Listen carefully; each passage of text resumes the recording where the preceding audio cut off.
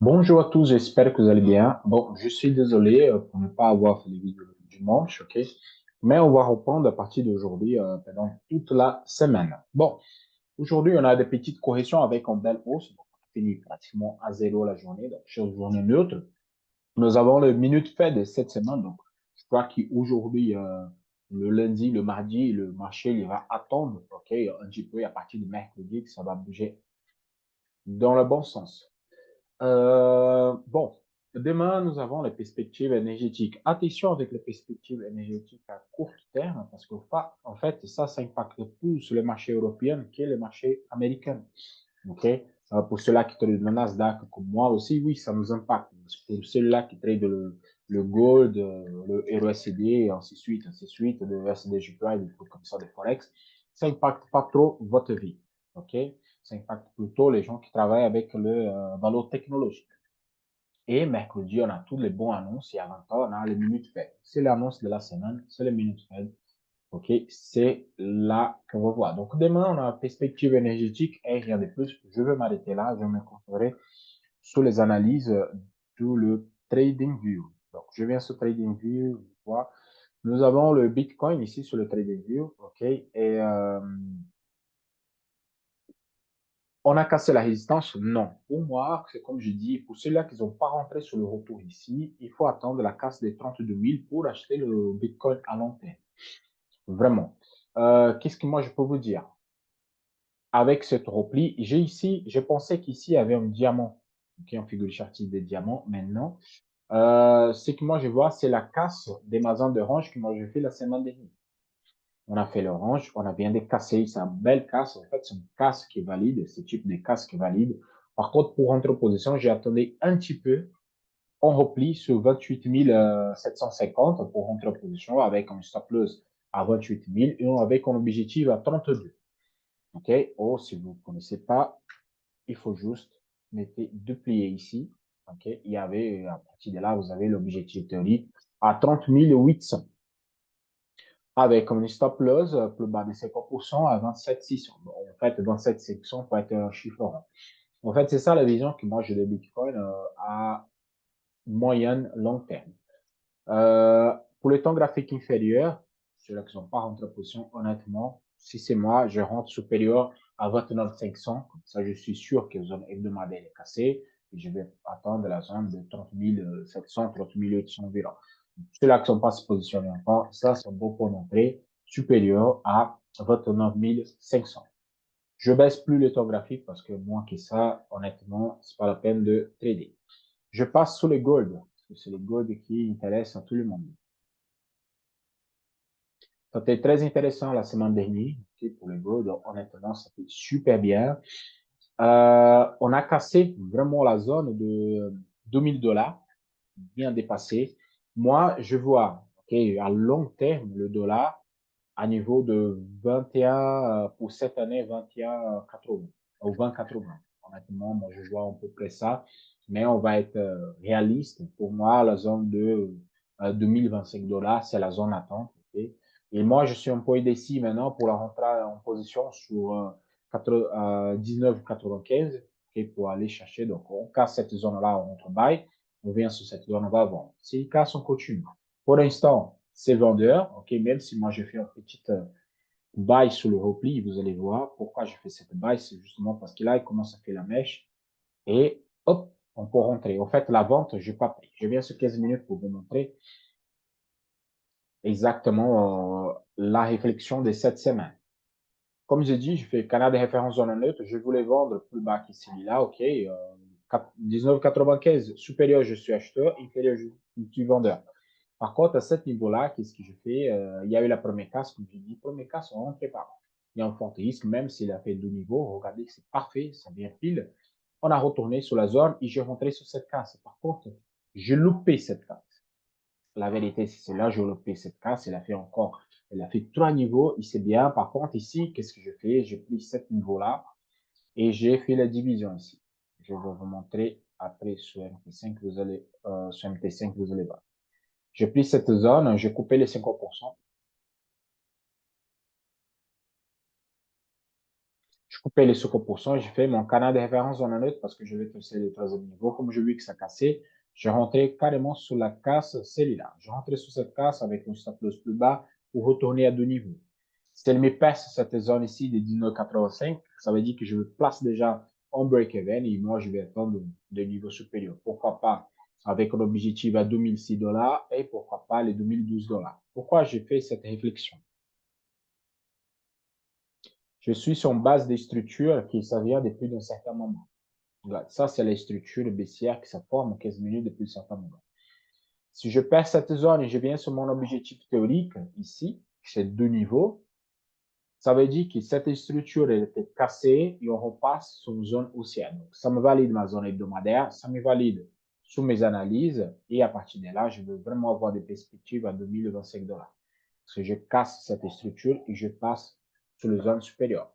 Pourquoi j'ai dit ça? En fait, la semaine dernière, vous avez vu, celui-là, c'était le lundi dernier, il a fait cette petite mèche, il a cassé vers le haut, il a pris un, deux niveaux à niveau hebdomadaire.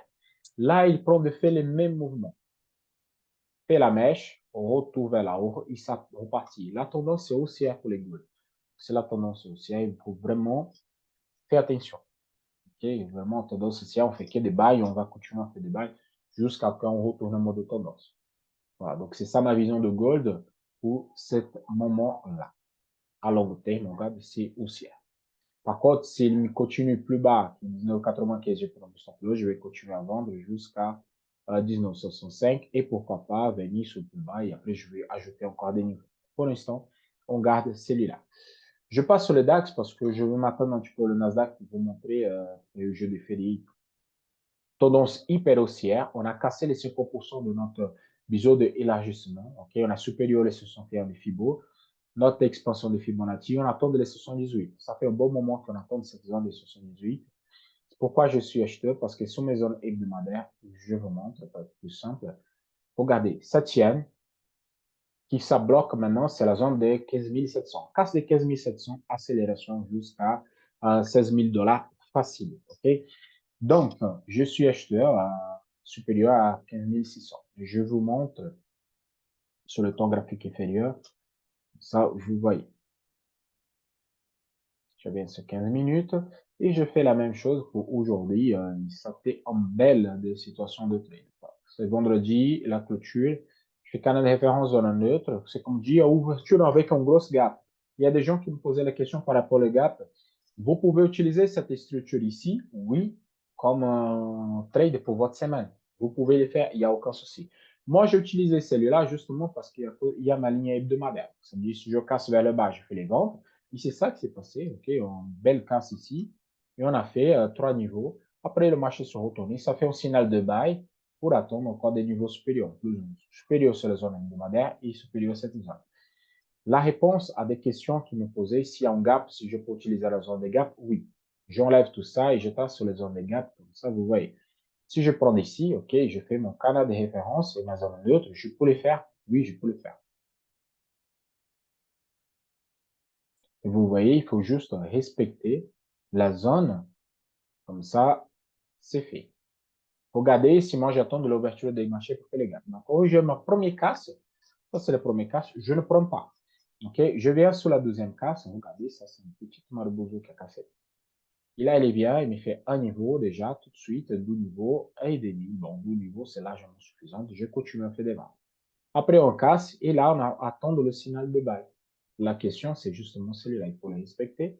Donc, pour celui-là, on attend le signal de buy. Mais vous avez fait une belle trade des deux niveaux aujourd'hui. Et la clôture, c'était parfait. Mais moi, je préfère utiliser l'ouverture de lundi.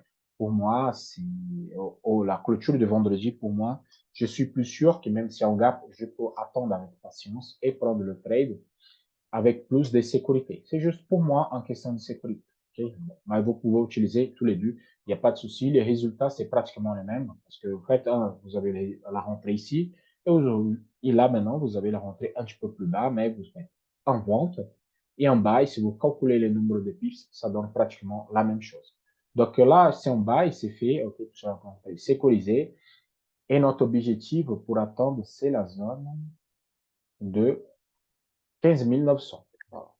Pour ceux-là qui ne sont pas rentrés, ouverture des marchés, un petit repli à 15 600, vous pouvez rentrer au bail. Tant qu'il y aura supérieur à 15 600, je continue à faire des bails. OK? Je passe sur le Dow Jones.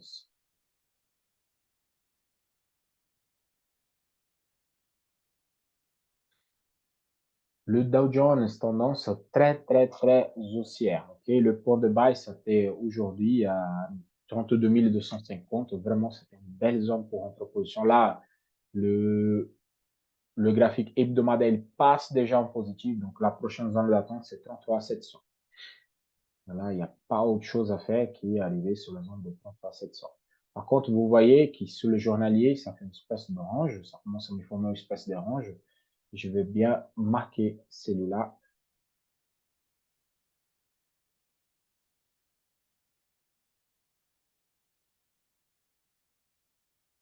On va changer les couleurs. Hop.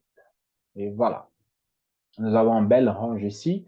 Euh, Zone de bail, la zone de 33 330 et la zone de vente, c'est la zone de 33 643. Pourquoi j'ai dit ça? Parce que le Dow Jones, normalement, il fait des ranges et après il casse, il part. Donc, s'il commence à faire cette zone de range, donc vraiment, il faut attendre. On a eu cette première casse ici, ce triangle. Je montrais ce triangle, je crois que c'était sur 15 minutes. Et sur 15 minutes, je montrais ce triangle la semaine dernière. Mais il y a eu le jour férié, donc le jour férié, il a tout gâché notre paye. Bon, pour aujourd'hui, c'était super simple. Okay? C'est la référence de toute la semaine. J'ai pris le vendredi la clôture. Hop, on a eu la première casse, rien donné. Deuxième casse, elle est faite. On a fait un, deux, trois, quatre niveaux. Regardez comme la clôture est parfaite. Maintenant, on se retourner vers là-haut. Hop, on a pris une stop loss. Et après, ça repartit, les stop loss, il faut partir du marché. Mais quand vous prenez un ratio de 4 dans une journée et après vous prenez une petite stop loss de 1, donc ça va. Vraiment, ça n'impacte pas du tout. J'attends de quoi? La casse de 33 600, ok, qui ça fait mon range que je marque ici. Casse de 33 600, je rentre en position pour aller d'abord 33 750 et ici on casse 33 750. La voie, elle est ouverte pour la zone des 34 700. Je crois pas. Attends, je vais voir si au niveau intermédiaire de celui-là. Non, il n'y en a pas. C'est vraiment cet niveau, les prochains niveaux. Attends. Mais ça, c'est simple. On va découper tout ça parce que la zone, elle est gigantesque. Si la zone est trop grande, vous découpez. Ça, vous avez un niveau intermédiaire et vous ne faites pas embêter pour des zones. Hop,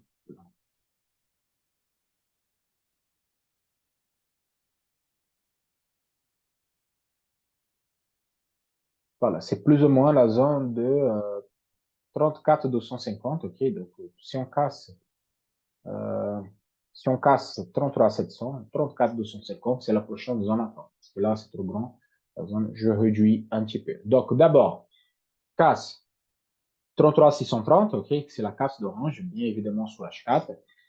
Si vous avez des doutes, en boule en sécurité pour faire des bails, au-delà des 33 750, vous avez des niveaux supérieurs.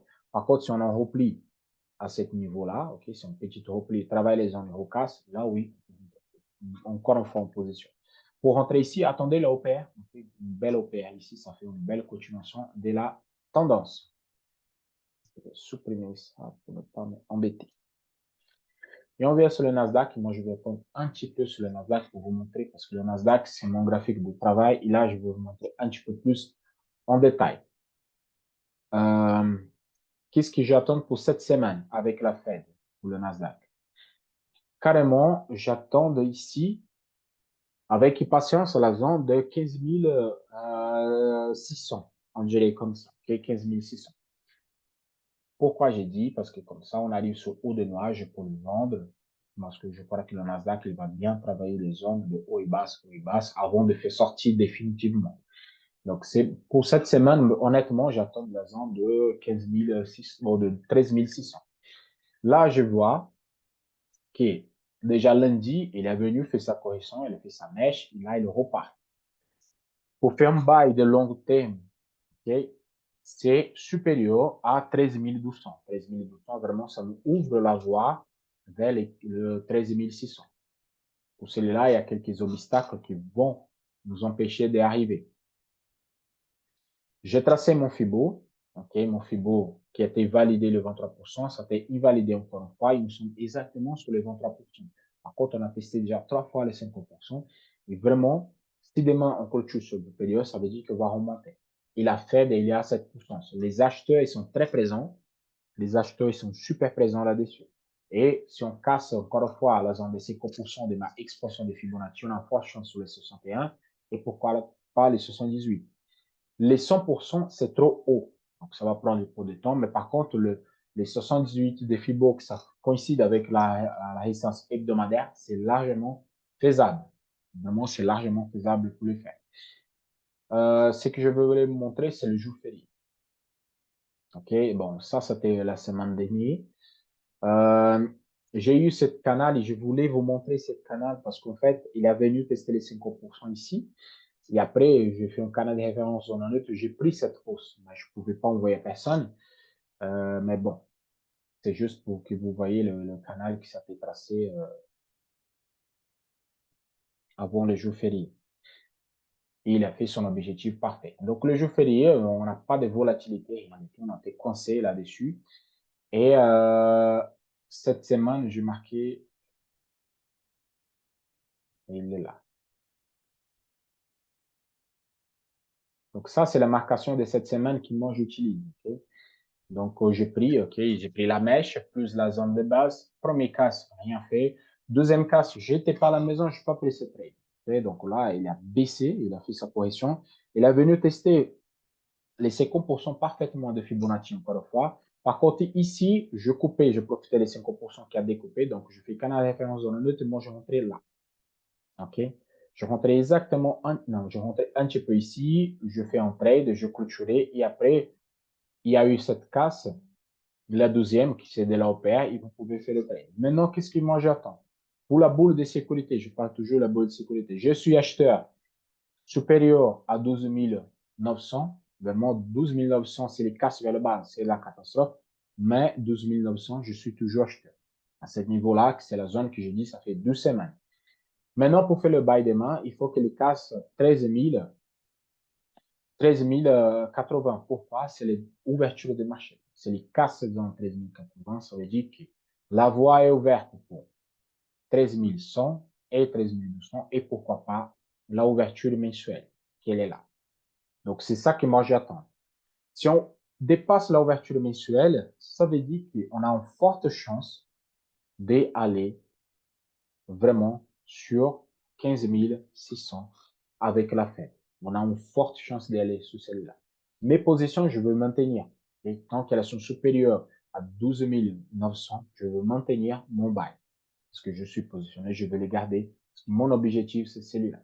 Par contre, on a un niveau intermédiaire, qui c'est 1200, et pour aller atteindre des niveaux supérieurs. OK? Donc, si vous voulez copier les marcations, elles sont là. Comme je parlais de gold déjà, je vous dis que je vous montre la partie MT5, qui je l'ai fait le trade juste pour vous montrer. Sur la compte à 50 $ que j'ai mis juste pour faire le test, on a fait le premier trade sur les gold pour montrer la technique. Donc, et là, je vous montre mon entrée, c'était là. J'ai divisé ici canal de référence en un neutre, comme j'ai fait, j'ai fait ça. Et je reparti. Voilà. Ici, au milieu, je fais canal de référence zone neutre, j'ai pris la casse. Et la casse, je rentre en position. Là, si elle me dépasse la zone de 93, 19,93, là, c'est deux niveaux, ok, ça fait 10 $, ok, le stop loss, il est ici le plus bas, et voilà, pour l'instant, il est positive, oui, c'est ça que je garde de niveau. Je vous dis qu'ils allaient utiliser quelle technique. Ce matin, j'étais au médecin, je ne pouvais pas, mais là, c'était le point de vente qui a pris 1, 2, 3 niveaux. Regardez comme le troisième niveau, ça peut parfaitement clôturer. Donc, c'est ça que je voulais vous montrer. Et la technique, pas la technique, parce que ça, c'est pas en technique, mais l'utilisation, elle fonctionne super bien. Il faut juste avoir la maîtrise et la patience pour rentrer en position. Voilà. Premier casse, vous ignorez la première casse. Le deuxième casse, vous rentrez. Et là, vous faites 1, 2, 3 niveaux. Regardez comme c'est parfait. Le retour, j'ai pris le retour. C'est le mec qui perce la zone, c'est colisé. Là, je prends encore le niveau et c'est bon. Donc, je vais suivre et je vais vous montrer tous les jours les évolutions des casques, de buy, des sell, de buy et des sell. Comme ça, vous pouvez suivre, vous pouvez apprendre un petit peu. Désolé, les vidéos sont trop longues, ok? Mais c'était juste pour vous montrer cette dynamique du canal de référence zone en neutre et ma évaluation pendant la semaine. Donc, on a la Fed, faites attention avec la Fed, c'est très important. Je vous souhaite à tous une excellente soirée. On se voit demain soir pour de nouvelles aventures. À la prochaine. Ciao, ciao.